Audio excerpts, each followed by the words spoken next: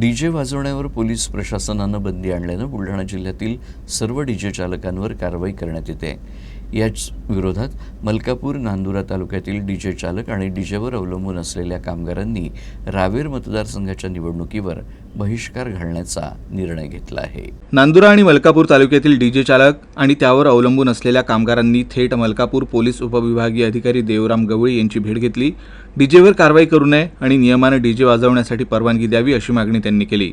ही मागणी पूर्ण न झाल्यास येत्या 13 मे रोजी होणाऱ्या रावेर लोकसभा मतदानावर बहिष्कार टाकण्याचा इशारा या डीजे संचालकांनी दिला आहे। नांदुरा आणि मलकापूर या दोन्ही तालुक्यामध्ये आम्ही 100 ते 120 डीजेवाले आहे। 120 डीजेवाले नसून आमच्या मागं एका गाडीवरती 7 ते 8 जण आमची पोटाची भाकर आहे। त्या भाकरीनुसार पूर्ण म्हटलं तर दोन्ही तालुक्यामधून 2000 लोकांचा आमच्या एक पोटाची आणि रोजगाराची व्यवस्था आम्ही चालवतो।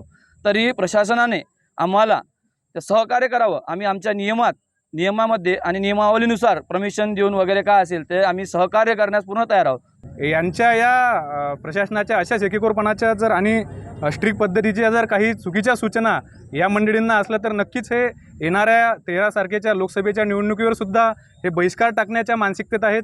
कृपया प्रशासनाने याची दखल घेऊन नक्कीच आमच्या या बँड आणि डीजेचा व्यवसाय करणाऱ्या मंडळींना यांचा विचार करावा आणि आपली जी कारवाई आहे ती नियमानुसार असेल तर नक्की करा, पण आपली दंडुकीशाही यांच्यापर्यंत पोहोचू नये याची खात्री घ्यावी।